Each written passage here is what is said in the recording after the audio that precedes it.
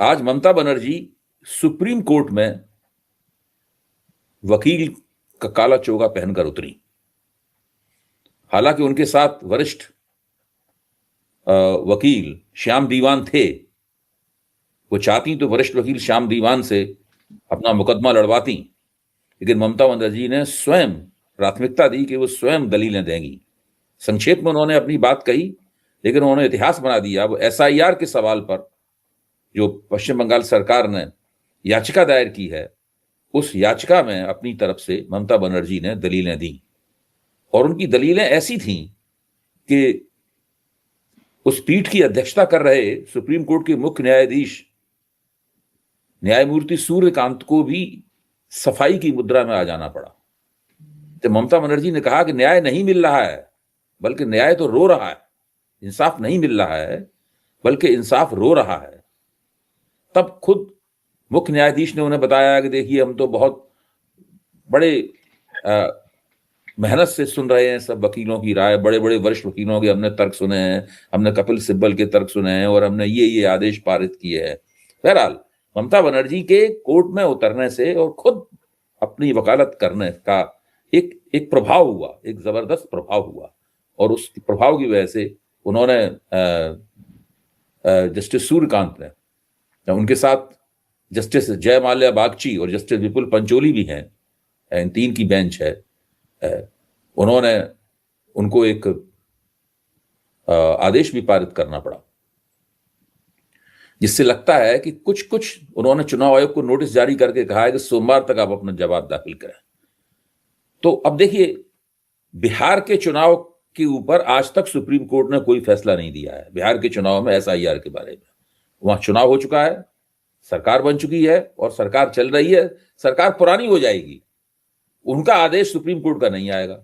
अगर supreme court अपना आदेश बिहार के चुनाव में दे देता तो कम से कम उससे एक नजीर बनती, उससे वो दूसरे राज्यों में जो एसआईआर संबंधी विवाद हैं, उन विवादों का निपटारा हो सकता था, या चुनाव आयोग के सामने कुछ बंदिशें लगती, कुछ मर्यादाएं लगती चुनाव आयोग के सामने। तो बिहार का ही फैसला नहीं हुआ।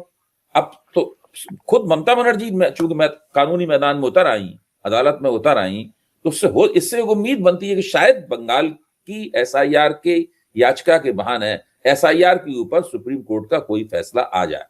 मैं विनोद जी आपसे पूछना चाहता हूं कि ये जो ममता बनर्जी ने इतिहास बनाया है, इसको आप किस दृष्टि से देखते हैं? क्या सिर्फ ये कि नाटकीय किस्म की गतिविधि थी उनकी? जो नेता लोग अपनी नाटकीयता के लिए जाने जाते हैं, पक्ष हो विपक्ष में हो, मैं इस बात को मानता हूं।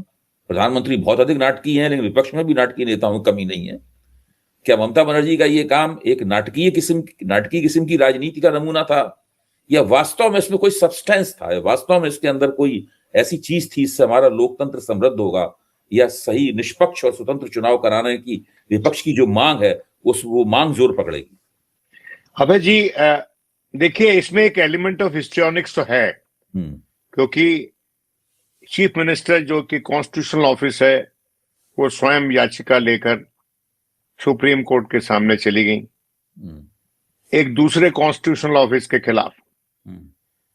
अब ये तीनों जो एंटिटीज हैं, ये कॉन्स्टिट्यूशन के तहत एग्जिस्ट करती हैं, supreme court of India, the election commission and the chief minister. Election commission के जो मेंबर्स हैं अभय जी, उनका ऑर्डर ऑफ प्रेसिडेंस में मुकाम जो है सुप्रीम कोर्ट के जज के बराबर है। इस सरकार ने उनका कद छोटा करने की कोशिश की थी, जिसपे कि बहुत बवाल हुआ, और फॉर्मर सीईसीज ने और फॉर्मर इलेक्शन कमीशन के मेंबर्स ने उस पे प्रोटेस्ट किया, तो स्टेटस को रहा। अभी वो सुप्रीम कोर्ट के जज के बराबर उनका मुकाम है, और सुप्रीम कोर्ट की जो अपनी जजमेंट्स हैं, उनके तहत अभय जी, जब एक बार इलेक्शन अनाउंस हो जाता है, इलेक्शन मोड में कोई स्टेट चली जाती है या देश चला जाता है, तो उसमें उस दौरान सिर्फ इलेक्शन कमीशन की चलती है, और उसमें कोर्ट्स भी इंटरफेयर नहीं करती। जो बाद में कंप्लेंट होती है लोगों की, वो बाद में कोर्ट पे जा सकते हैं for redressal, for judicial redressal. लेकिन अभी इलेक्शन मोड में वेस्ट बंगाल नहीं गया है, मॉडल कोड ऑफ कंडक्ट नहीं लगा है, और सही समय पे ममता बनर्जी ने पेशरफ की है और मैं समझता हूं इसकी बहुत जरूरत थी। ये कितनी बदकिस्मती की बात है कि एक कॉन्स्टिट्यूशनल ऑफिस जो है उसको अब जवाबदेह बनना पड़ेगा सुप्रीम कोर्ट के सामने कि एक प्रक्रिया आपने शुरू की है जिसमें कि कहने को तो आप वोटर्स लिस्ट को क्लीन अप कर रहे हैं, उसको स्ट्रीमलाइन कर रहे हैं, उसको ईमानदार बना रहे हैं, लेकिन जिस तरीके से आप कर रहे हैं उसकी ईमानदारी पे बड़े प्रश्न चिन्ह हैं। अब जैसे 8,000 से ऊपर माइक्रो ऑब्जर्वर्स लगा रखे हैं बाहर की स्टेट से लाके। आज ममता बनर्जी ने सवाल भी उठाया। ये सवाल बड़ा अहम सवाल है अभय हाँ। जी, क्योंकि अगर आपको याद हो जरा माइक्रो ये जो ऑब्जर्वर्स क्या होते हैं ये बता दीजिए थोड़ा दर्शकों के लिए। ये माइक्रो ऑब्जर्वर्स जो है उनका काम जो है वो माइक्रो ऑब्जर्वर्स वो सब काम करेंगे जो काम जैसे बीएलओ करता है या और जो नियुक्त अधिकारी हैं वो करते हैं, जो इलेक्शन कमीशन की जो पुरानी प्रक्रिया है उसके तहत। लेकिन ये माइक्रो ऑब्जर्वर्स लगा दिए गए हैं ये अपने दफ्तर में बैठकर और वो ऊपर नीचे कर सकते हैं नाम इलेक्शन की वो वोटर लिस्ट के, जो कि सही नहीं है। मतलब वोटर लिस्ट में हेरफेर किया जा सकता है माइक्रो ऑब्जर्वर्स के जरिए। माइक्रो ऑब्जर्वर के जरिए उसको टेम्पर किया जा सकता है।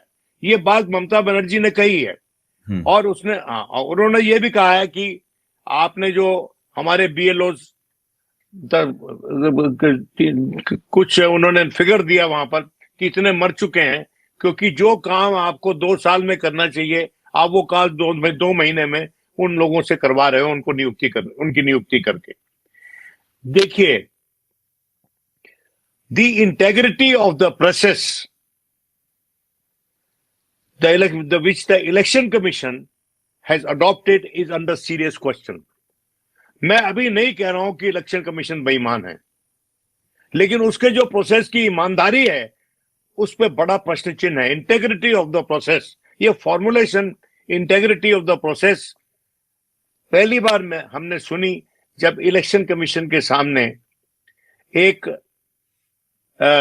चीफ विजिलेंस कमिश्नर की अपॉइंटमेंट के संदर्भ में ये उठाया गया प्रश्न, और उन्होंने कहा कि हम इस पे जो नियुक्त हुआ है उस पे सवाल नहीं उठा रहे, जिस तरह से हुआ है नियुक्त उस पे सवाल उठा रहे हैं। एक बड़ा प्रश्न चिन्ह है कि कितनी ईमानदारी से ये जो इलेक्शन कमीशन है उसके तत्वावधान में एक ईमानदार वोटर लिस्ट का निर्माण हो रहा है। कहने को तो ईमानदार वोटर लिस्ट बनाने के लिए निकले हैं, लेकिन जो इन्होंने प्रोसेस अडॉप्ट किया है उसकी बेईमानी इंगित कर रहे हैं लोग। विभिन्न स्टेट्स में हुई है इंगित। बिहार का आपने जिक्र किया। देखिए, बिहार के अगर मुख्यमंत्री, ईश्वर उनको लंबी उम्र दे, अगर उतने ही सजग होते, उतने ही शार्प होते जो कभी पहले थे, और इलेक्शन लड़ रहे होते not as an ally of the party ruling at the centre, तो वो भी निकल पड़ते। लेकिन देखिए, वक्त का तकादा है। ममता बनर्जी जो उतरी है मैदान में, ये जो प्रोसेस को उसको क्लीन अप करने के लिए उतरी है, और मैं ये समझता हूं कि इसके चलते इस मुद्दे पर she has captured the imagination of not just the Bengali voter, but she has also captured the imagination of the people of this country. दूसरी बात, बीजेपी जिसका कि कोई ज्यादा वर्चस्व नहीं वेस्ट बंगाल में कुछ वर्षों पहले तक, वो बीच में जब वो कुछ सीटें वहां जीत गई, वो कैसे जीती उस पे भी एक आकलन उसका होना चाहिए। बहुत बड़े स्तर पर बाहर से लोग ले जाकर इन्होंने प्रचार किया, और प्रचार के अलावा भी बहुत कुछ किया, और जिनके तत्वावधान में ये उन्होंने किया, अपने एक नेता के जिसके तत्वावधान में उन्होंने ये किया, वो नेता अभी इंदौर में जो जहरीला पानी है उस प्रकरण में भी उनका नाम मेंशन हुआ। मैं नाम लेना नहीं चाहता क्योंकि वो वैसे जाने माने व्यक्ति हैं और एक तरह से काफी बदनाम भी हैं कई मामलों अगर में। आप इजाजत दें तो मैं नाम ले दूं उनका, आप ले लीजिए नाम उनका। कैलाश विजयवर्गीय। जी हाँ। तो और फिर मैं समझता हूं कि कुछ बुत भी टूटे थे पिछले इलेक्शन में, और जो बुत टूटे थे वो बड़े हिस्टोरिक फिगर बंगाल के थे, उनके एक दो बुत टूटे थे वहां पर, और उसका एक इशू बनाने की कोशिश की गई थी। लेकिन सच्चाई ये थी कि बाहर के जो लोग आए थे उन्होंने वो कारनामा अंजाम दिया था उसको। देखिए, बंगाल में हो सकता है कि आज के दिन ममता बनर्जी की वो छवि ना हो जो पहले थी, लेकिन ममता बनर्जी इज नॉट चीज तो नरेंद्र मोदी पे भी लागू होती है। हाँ बिल्कुल, 2014 में नरेंद्र मोदी की जो छवि थी वो आज कहाँ है? बिल्कुल। और वो तो she is not a push away, Mamata Banerjee is not a push away. वो मैं दो लोगों की बड़ी इज्जत करता हूं, दो महिलाओं की, जो खैर इंदिरा गांधी वगैरह से वो बात नहीं है, जो रीजनल लीडर्स हैं। एक तो मायावती और एक ममता दी। जिन कठिनाइयों से गुजरकर इन महिलाओं ने अपने आप को स्थापित किया, मुख्यमंत्री के पद तक पहुंची, वो काबिले तारीफ था। और उनकी जो टेनेसिटी ऑफ पर्पस है, उसी ने डिफीट किया उनके विरोधियों को। और यह नमूना एक और है ममता बनर्जी की टेनेसिटी ऑफ पर्पस का, कि जिस बात पे वो लग जाएंगी उसको छोड़ेंगी नहीं, किसी भी हद तक जाएंगी। और आप देखिए कि आगे आगे होता है क्या। और ये जो माइक्रो ऑब्जर्वर्स वाला इशू है, ये दूर तक फैलेगा। उन्होंने ऑलरेडी सवाल उठा दिए हैं कि ये जो SIR है, ये असम में क्यों नहीं हो रही, उसके कुछ कारण है, और नॉर्थ ईस्टर्न स्टेट्स में क्यों नहीं हो रही। लेकिन वो जवाब मांग रही हैं। और जो आधार कार्ड वाली बात है, उस पर कोर्ट ने उनको कहा कि भाई हमने वो जजमेंट उस पर रिजर्व किया हुआ है, तो उस पर हम आपको कुछ नहीं बोल सकते। लेकिन उनकी बात सुनी पूरी कोर्ट ने, और मैं समझता हूं इट्स अ बिग अचीवमेंट, क्योंकि ये वो इलेक्शन कमीशन है जो लोगों को अपॉइंटमेंट नहीं देता था, विरोधियों को, विरोधी पक्षों को अपॉइंटमेंट नहीं देते थे। ये राजीव कुमार के टाइम में अपॉइंटमेंट नहीं दिया उन्होंने। और ये जो अभी आए हैं ज्ञानेश कुमार जी, ये तो भी उनसे भी 2 कदम आगे हैं। और उनका अपना जो किस तरह से ही is benefiting because of his loyalty to the party in power, मैं समझता हूं कि वो भी दुनिया जानती है। तो ये भले ही हो जाए कि उसकी इलेक्शन कमीशन की, हमें एक पाक साफ इलेक्शन कमीशन की जरूरत है। ऐसे इलेक्शन कमीशन की जरूरत है जिसकी सब इज्जत करते हों, और हम सबको इलेक्शन कमीशन की इज्जत करनी चाहिए। लेकिन भले ही आप कॉन्स्टिट्यूशनल बॉडी हैं या नहीं है, respect has to be earned. And unfortunately this CEC has not yet earned that status where it should be respected. In fact, it is उन्होंने नुकसान पहुंचाया है इस कॉन्स्टिट्यूशनल इंस्टीट्यूशन का। जो बाकी 2 इलेक्शन कमिश्नर हैं, उनका तो कोई नाम ही आता ही नहीं। मतलब 3 इलेक्शन कमिश्नर हैं, उनकी जॉइंट रिस्पॉन्सिबिलिटी नहीं है क्या? He is the first amongst the equals. पर बाकी 2 का कोई आवाज नहीं है, या आवाज है भी तो ये सुनते नहीं है। और अगर वो आवाज बुलंद होनी चाहिए, उतनी बुलंद नहीं है आवाज उनकी। इसका क्या कारण है? तो मुझे लगता है कि पूरी व्यवस्था जो इलेक्शन कमीशन की बनी है, वो शक के दायरे में आज के दिन खड़ी है, और अब तो ज्यादा खड़ी है। बिल्कुल। देखिए, जब किसी राजनेता को राजनीति करने की बजाय, अगर कोई मुख्यमंत्री है, अगर वो प्रधानमंत्री है, मुख्यमंत्री है, बड़े संवैधानिक पद के ऊपर है, चुना हुआ, तो उसके पास बहुत तरह तरह के काम होते हैं। अगर उसको अपने मामले की वकालत करने के लिए अदालत में उतरना पड़े कुछ, तो निश्चित रूप से ये उसकी एक रणनीति है। वो एक इफेक्ट पैदा करना चाहते हैं, वो एक प्रभाव पैदा करना चाहते हैं, और वो प्रभाव अदालत पे भी पैदा करना चाहते हैं, अपने मतदाताओं पर भी पैदा करना चाहती हैं, और सारे देश पर पैदा करना चाहती हैं। आपने कहा भी साहब, न केवल उन्होंने बंगाल के लोगों के दिमाग पर एक छाप डाली है, बल्कि सारे देश के लोगों के दिमाग पर एक छाप डाली है, सबके इमेजिनेशन को उन्होंने कैप्चर किया है अपनी दृढ़ता के जरिए। ये तो बात बिल्कुल, आपको ये अवलोकन बहुत ही अच्छा है और बहुत सही है। लेकिन इससे एक और बात है कि जवाहरलाल नेहरू भी आजादी के आंदोलन के बिल्कुल आखिरी दौर में काला चोगा पहनकर लाल किले में आजाद हिंद फौज के सेनानियों की वकालत करने के लिए उतरे थे। और जब सिटीजनशिप अमेंडमेंट एक्ट आया था तो आसाम के मुख्यमंत्री तरुण गोगोई भी काला चोगा पहनकर अदालत में उतरे थे। तो ये बातें पहले भी हो चुकी हैं, ये बात सही है, पुरानी बातें हैं, लोग उनको बातों को भूल गए हैं, लेकिन ऐसा हो चुका है। लेकिन इसका सीधा मतलब है कि जब कोई राष्ट्रीय संकट की घड़ी आती है और नेता को लगता है कि भाई संकट बहुत बड़ा है, इसमें अपनी सीमाओं को तोड़ के कुछ करना होगा, तब वो ऐसा करता है। मुझे लगता है कि इस देश का जो चुनावी प्रक्रिया, भाई चुनावी लोकतंत्र है, बाकी हमारे लोकतंत्र में सबसे बड़ी खूबी यही थी, ना तो सब लोगों को समृद्धि है, आर्थिक खुशहाली है इस देश में, ना कोई भ्रष्टाचार की कमी है इस देश में।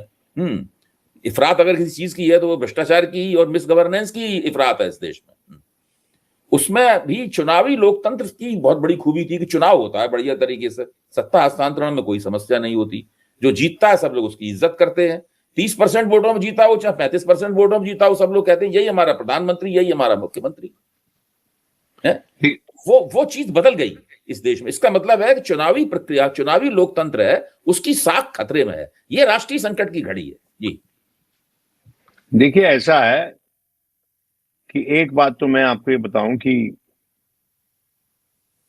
एक कहावत है leading from the front ji. कुछ मरहले आते हैं when the leadership has to lead from the front, और ममता बनर्जी आज के दिन is leading from the front हर challenge to the processes adopted by the election commission to in carrying out the SIR। She is leading from the front, और इसका असर होता है और होगा। दूसरी बात कि क्या ममता बनर्जी ड्रामा कर रही हैं? Is she engaging in histrionics? देखिए ये जो डिबेट है ना जो आपने रेज की है कि the means to the objective, the means to the goal, everything is fair in love and war and politics. जहां तक कि बेईमानी नहीं हो रही उस प्रोसेस में, अपने पक्ष को ज्यादा जोर से, ज्यादा ड्रामेटिकली, मन लुभावने वाले तरीके से अगर आप रखेंगे तो आपको जनता सुनेगी। और इसमें महारत तो भारतीय जनता पार्टी को स्वयं हासिल है। ना सिर्फ उनके वरिष्ठ नेता, वरिष्ठतम नेता माननीय प्रधानमंत्री, बल्कि उनके और नेतागण भी इसमें बहुत निपुण हो गए हैं और उन्होंने बहुत से लोग चुने हैं, तो ये मेरी व्यक्तिगत ऑब्जर्वेशन है, जो कि वो रखते हैं, they have this talent for histrionics, for dramatics. है कई लोग उनमें, भले ही वो बहुत अच्छे पार्लियामेंट में बहुत अच्छे प्रखर वक्ता नहीं है, लेकिन जो कुछ कार्यकलाप वो वहां कर लेते हैं उसके जरिए वो अपनी बात ऊपर तक पहुंचा देते हैं, जनता का ध्यान आकर्षित कर लेते हैं। तो कोई वैक्यूम में थोड़ी पॉलिटिक्स होता है जी। एंड अगर मेरा कोई बड़ा मुद्दा उसके खिलाफ मैं आवाज उठा रहा हूं, Abhay ji, I have to ensure that my voice is not a voice in wilderness.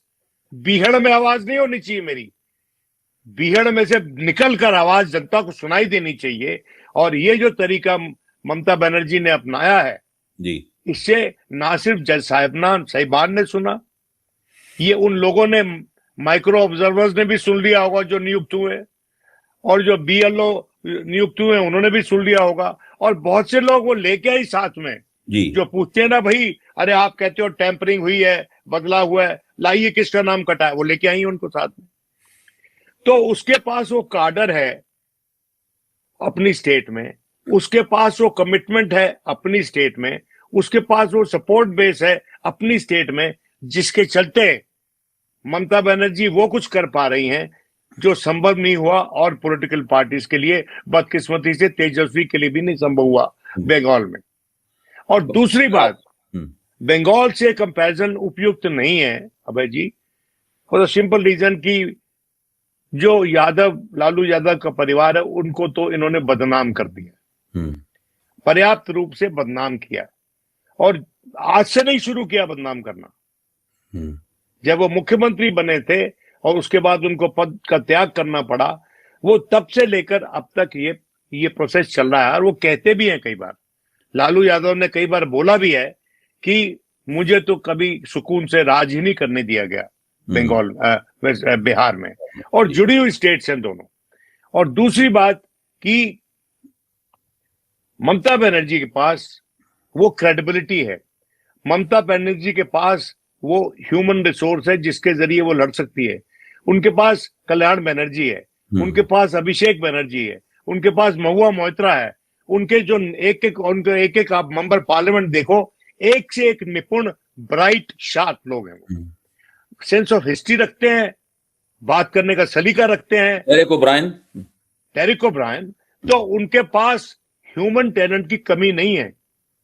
और वो सब लोग जो है वो इस बात को एडमिट, जैसे इंदिरा गांधी के लिए लोग लड़ते थे ना, ये जो इंदिरा गांधी के चरणों में ट्रेन हुई लड़की जो है, ममता बनर्जी, माफी चाहता हूं, महिला जो है, सही है, वो उसने इंदिरा गांधी की स्टाइल में पॉलिटिक्स कर रही है। बिल्कुल। बेलची में गई थी कि ना, उतर के सड़क पर उतरी थी कि नहीं इंदिरा गांधी? बिल्कुल बिल्कुल बिल्कुल। जब संजय गांधी का अरेस्ट हुआ, मुझे याद है कि संजय गांधी अरेस्ट को करके ले जा रहे थे, तो वो उससे बोल रही थी अपने बेटे से कि तुम्हारा राजनीतिक पुनर्जन्म है, इससे लड़ाई करो अब तुम, you must fight, when he was arrested and being taken away. उसको जब मुर्गी चोरी पर उसको निष्कासित करने की बात की गई, तो जितनी भी गलतियां जनता पार्टी के रिजीम में हुई, इंदिरा गांधी ने उसका इस्तेमाल किया। ममता बनर्जी जितनी भी गलतियां केंद्र आज के दिन कर रहा है, vis-a-vis West Bengal, vis-a-vis her government, vis-a-vis the election process and vis-a-vis 20 other things, वो उसका इस्तेमाल कर रही है, उसको हाईलाइट कर रही है, और डर नहीं रही। देखिए, बाकी लोग तो डरे हुए हैं सारे कि किसी कोई ईडी मेरे पीछे ना छोड़ दे, मेरे पीछे सीबीआई ना छोड़ दे।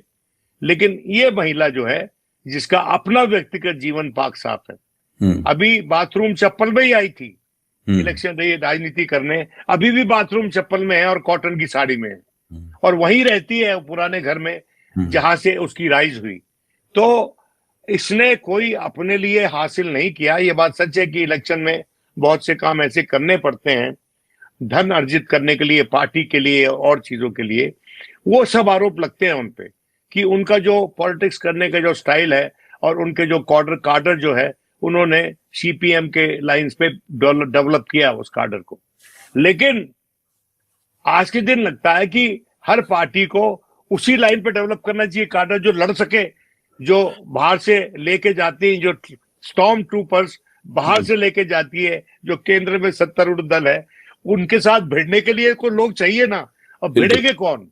भिड़ेंगे वही लोग। देखिए, उसने जो तंत्र अपना बिछाया है, उनके एवरी वर्कर जो उसका है, ही और she, they have a stake in the survival of the Trinamool Congress. They have developed a stake in the survival of Trinamool Congress. और जब तक ये नहीं होगा, कांग्रेस को भी सीख लेनी चाहिए कि कांग्रेस के सर्वाइवल में कांग्रेस के वर्कर का स्टेक जब तक पैदा नहीं होगा, जब तक आपका कार्डर मजबूत नहीं होगा और बीजेपी से लड़ने के लायक नहीं होगा।